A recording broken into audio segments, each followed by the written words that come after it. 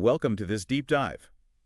Today we're going to be exploring this book by Joseph Nguyen called "Don't Believe Everything You Think." Oh, yeah. And we've got a few different sources for you today. Yep. We've got excerpts from the audiobook, some reviews we found online, and we're even going to take a peek at the author's website, All right, cool. all to help you understand how the way that you think shapes your experience. Okay. And how to find a little bit more peace Right. and fulfillment in your life. I love it. Are you ready to unlock the secrets of your own mind? I am definitely ready. Well, then let's dive right in. Sounds good. So one of the things that I found really interesting about this book is that it kind of starts out with this idea that we create our own experience of the world from the inside out. Oh, yeah. It's not about what happens to us. It's really about how we think about those things that happen to us. Interesting. The book dives into this idea of the root of suffering. Okay. It's saying that suffering doesn't stem from the events themselves, but from our thoughts about those events. I see.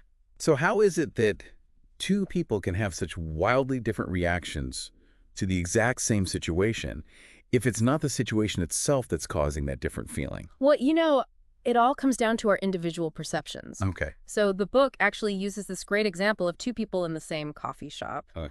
One person is like completely stressed out about their job, while the other person is blissfully enjoying their coffee. Yeah. Same coffee shop, same sights and sounds, but totally different internal experiences. Right. Like our minds are these filters that are coloring how we see the world. It's like the word money can trigger totally different feelings and associations for different people, Sure. even though it's just a concept. Right? Exactly. It's just a word. It is. But people have all these different ideas about what it means, what it means for them. It's true. And that's going to shape how they feel Yep. when they think about that word. Totally. Yeah. You know what else is like that? What? Politics. People can have such different reactions to the same political figure. Right. Just based on their existing beliefs and experiences. Yeah. And the book is saying that it's not necessarily the politician themselves causing that strong feeling, but it's that web of thoughts and judgments that we've built around them. Right. So reality itself is neutral. Right. And our thinking is what adds that positive or negative charge to things. Yeah. And here's where it gets even more interesting to me. Okay. The book makes this distinction between thoughts Okay. and thinking. So there's a difference. That's right. Huh. Thoughts just kind of pop up. Huh. But thinking is what happens when we get caught up in those thoughts. Oh. When we start analyzing them, judging them, really kind of going down the rabbit hole with a particular thought. I see. And there's this really interesting thought experiment in the book about dream income. Okay. I think really highlights this. I'd love to hear about that. So can you walk us through that? Yeah, sure. So he asks you to just imagine, like, your dream income, that perfect amount of money that you would love to be earning every single year. Mm-hmm. And usually the initial thought is pretty neutral, even exciting, right? I mean, who doesn't want to think about their dream income? Exactly. But Right. then he asks you to multiply that number by 5.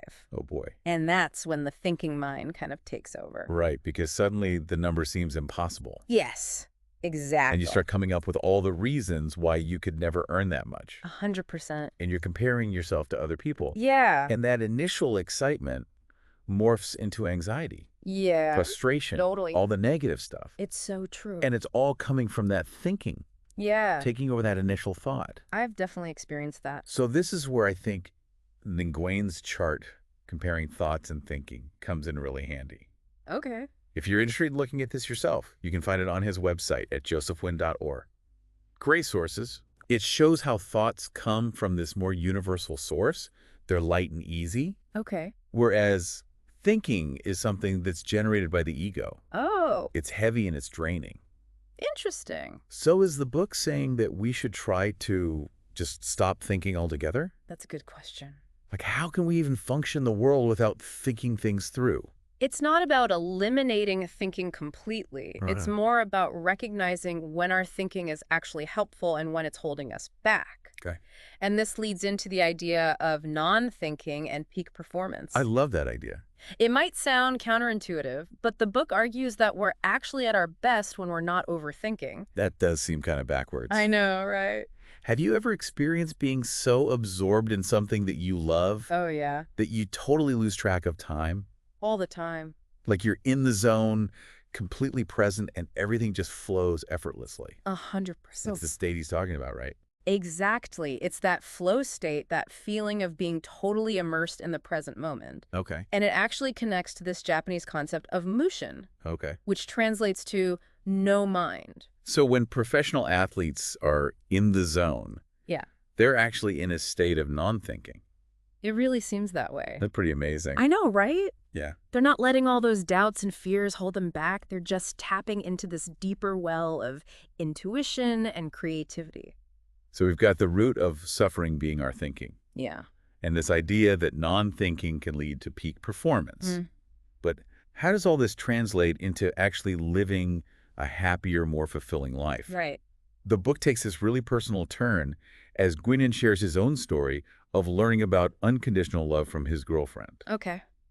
So how does this tie back to this idea of non-thinking and creating from a place of abundance, That's a great question. rather than striving for something external? Yeah, this is where the book gets really profound, I think. Yeah. Nguyen talks about how his girlfriend basically said to them, I don't know why, I just love you. Oh. And this was like a total revelation for him. It made him realize the difference between conditional love, which is based on all these reasons and expectations, and unconditional love, Right. which just is, That's so the it's like saying, I love you because you make me laugh, or I love you because you're successful. Or I love you because you took out the trash. Exactly. But if those conditions change, Right. the love might fade. Yeah, and that's kind of how we approach a lot of things, right? For sure. Especially creative. Like we're always setting conditions. Yeah. We say things like, I'll be happy when I achieve this goal, or I'll feel fulfilled if I get this promotion. So we're always striving for something outside of ourselves, Right. creating from a place of lack Yeah. instead of abundance. It's true. But unconditional creation is about doing things for the pure joy of doing them. I love that. Not for some external reward or some validation from other people. Right. It's like an artist who paints because they're just inspired, Yeah. not because they're chasing fame or fortune. That's such a great example. And that's where it connects to non-thinking, When right? it totally does. When we can let go of those limiting beliefs Mm-hmm. and anxieties that we have, Yeah.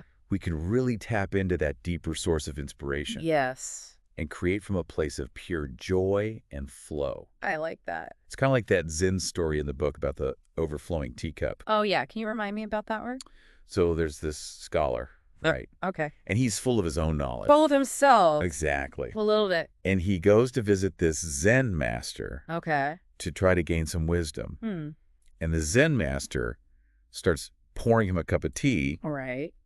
but he keeps pouring even after the cup is full. Oh, no. And it spills all over the place. Oh, I see where this is going. And the scholar protests, like, what are you doing? Yeah. And the master says, you are like this cup, Hmm.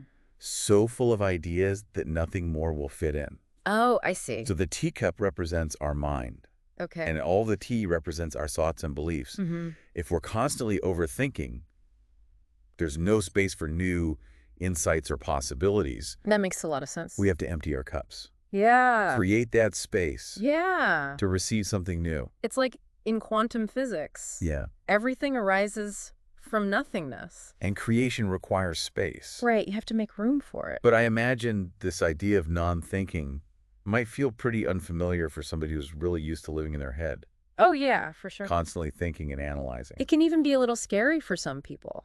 So what advice does the book offer for dealing with those kinds of feelings? Well, yeah, it can be unsettling at first, Yeah. to let go of that constant mental chatter. The book talks about some common anxieties that might pop up. Okay. You might start to feel unproductive, like something's wrong because you're not constantly busy thinking. Right. We've been kind of conditioned to equate busyness with productivity. Yeah. And stillness can feel almost Lazy. lazy. Yeah. Like we should be doing something. Right. And Nguyen's saying the opposite is true. Right. It's about slowing down, Exactly. being more intentional. He emphasizes this need for faith Okay. during this transition. So faith in what? Faith that the universe is supporting you, Okay. that things will work out even when you're not constantly, overthinking every little detail. So it's about surrendering, yeah. trusting that the answers will come when we create space for them Yeah, instead of trying to force them through mental effort. exactly. So we're not just sitting around doing nothing. No.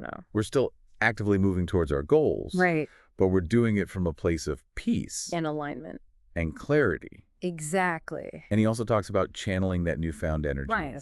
All the energy that we used to be spending on overthinking and worrying, Yes. and channeling that into something more positive. So instead of going back to those old patterns of worrying and analyzing, Yeah, we can actually use that energy to work toward goals that truly inspire us. I love that. And this is where having a good morning routine becomes so important. Okay, Nguyen calls it an activation ritual. I like that. It's a way to start the day in a state of non-thinking and alignment.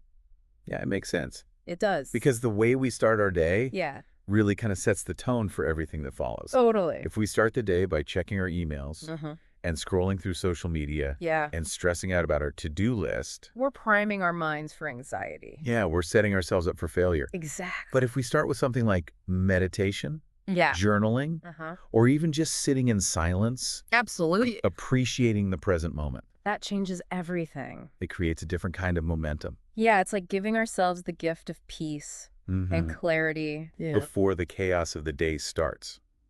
So I think we're starting to grasp this idea of non-thinking, creating from abundance, trusting our intuition. Well, that's all connected. But what about when things inevitably go wrong? Right. Obstacles and challenges and the unknown. That's part of life. How does this book help us navigate those ups and downs? It all comes back to remembering that our thoughts aren't always the truth. Okay. Just because we think something doesn't make it so. Right. He uses this analogy of a piano. Okay. There are no inherently wrong keys, Okay. just different notes that create different sounds. Oh, I like that. So there are no wrong decisions in life, Okay. just different choices that lead to different experiences. So it's all about perspective. Yes. It's not about labeling things as good or bad, right or wrong. Yeah. It's about approaching things with curiosity and openness. Exactly. It's asking, what can I learn from this? How can I use this experience to grow? 100%. And the book also reminds us that even if we fall back into those old patterns of thinking, Yeah. it's not a failure. Of course not. It's human. The key is to just notice it Yeah. and gently guide ourselves back to that state of non-thinking. It's like developing a mental muscle. That's a great way to put it. The more we practice this, the easier it becomes. And that's where those practical frameworks come in. Right. The strategies for eliminating those thinking triggers, Mhm. creating a non-thinking environment, Yep. and even overcoming those self-destructive habits. Right. All about building that mental muscle. So it's not just a concept. Right. It's something that we can actively work on. Absolutely. Before we get to those frameworks, Yeah. there's one more concept I want to touch on, Okay. and that is intuition and the unknown. Ooh, good one. How can we trust our intuition when we're stepping into the unknown? Right. When things feel uncertain, Scary. when things feel scary, Yeah. it seems almost paradoxical. That raises a great question. What is intuition, really? Yeah. Nguyen describes it as this deep inner knowing, Okay. a wisdom that comes from somewhere beyond our rational minds. So it's not about logic. It's not about analysis. It's about accessing a different kind of intelligence. And the book argues that the only way to really tap into that is through non-thinking. Exactly. When we quiet that mental chatter, Yeah. that's when the whispers of intuition become clear. It's like they can finally get through. But how do we know if it's really our intuition speaking? Right. Or if it's just our imagination running wild? It comes down to feeling, Oh, yeah. to that sense of resonance. So if something feels aligned, Yeah. if it lights you up inside, Yeah. that's a good sign you might be on the right track. It's like your inner compass. Okay, so what about when the unknown just feels scary? Yeah. When our intuition is nudging us towards something that feels risky or uncomfortable? The book acknowledges that fear is a natural response to the unknown, Yeah. but it reminds us that courage isn't the absence of fear. Ooh, I like that. It's acting in spite of it. That's a good one. So it's about recognizing that fear is just a feeling. Okay. It's a product of our thinking, Right. and we don't have to let it paralyze us. And that's where faith comes in. Again, Yes. trusting that we're being guided, Yeah. even if we don't have all the answers. Exactly. I think we've laid a really good foundation I think so too. for understanding the core concepts in don't believe everything you think. Yeah. But I'm really eager to dive into the practical side of things now. Okay, let's do it. Because the book offers these specific frameworks Yes, it does. for eliminating those thinking triggers. Yeah. creating a non-thinking environment, Yes. and breaking free from those self-destructive habits. All very important. Can you walk us through those? Sure. What are the key takeaways for our listener who is ready to start applying these ideas? Yeah, let's start with eliminating those thinking triggers. Okay. And the first step is awareness. Okay. Noticing those things that tend to set off those negative thought patterns. So what kind of things are we talking about here? It could be anything, really. Okay. It could be things in our environment, Okay. our habits, Okay. even our relationships. Right. So the food that we eat, Yeah, the news that we consume, the people that we spend time with. exactly. It could be anything. It's really about paying attention to how we feel in different situations Okay. and noticing what consistently brings up that stress and anxiety and overthinking. So how do we do that? Like, how do we keep track of all these things? Nguyen suggests keeping a journal Okay. to actually track those triggers Okay. as you go about your day. Okay. So we're writing it down Yeah. as it happens. Yeah. So we've identified those triggers. Okay. Now what? Well, the next step is to categorize them. Okay. He suggests these 4 groupings: physical health, physical environment, digital environment, and digital consumption. And this really helps us to see the patterns and the connections. Okay. So, for example, if you notice that certain foods make you feel really jittery Yeah. or anxious, Right. that would go under physical health. Yeah. Or if you find yourself constantly getting sucked into social media drama, That's a big one. that would fall under digital environment. Right. And so on. Exactly. Yeah. And then within each category, you're going to rank those items from most to least impactful Okay. in terms of triggering those negative thoughts. So if social media is a huge source of stress for me, Yeah. that might be at the top of my digital environment list. Exactly. And once you have that ranked list, Okay. then you can start creating some action items. So we're going to take action. Yes.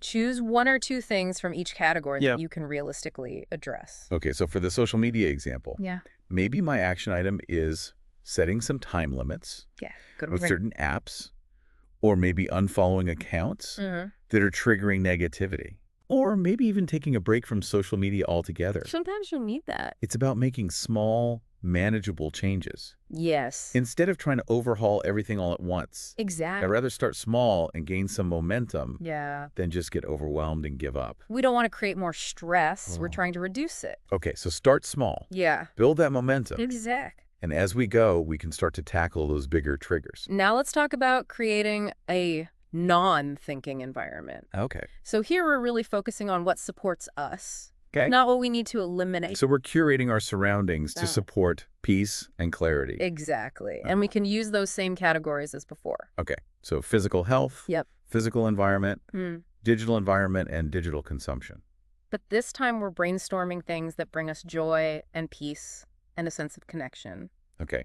So for physical environment, maybe it's decluttering my workspace, Yeah. bringing in some plants, Yeah. Love that. creating a cozy little reading nook. Oh, that sounds so nice. And for digital environment, maybe it's creating some playlists of calming music, Oh, I love following those. inspiring accounts on social media, Mhm.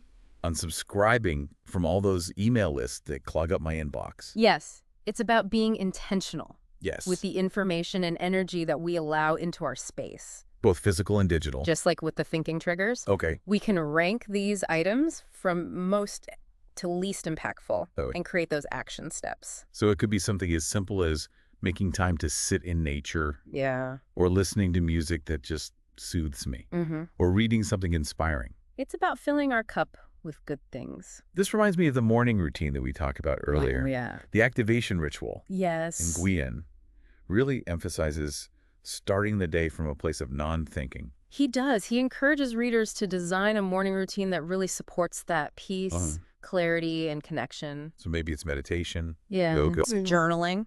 Or even just taking a few minutes to sit in silence and appreciate the present moment. It's about setting an intention for the day, Yeah. aligning ourselves with something larger than the to-do list. Right. It's that bigger picture.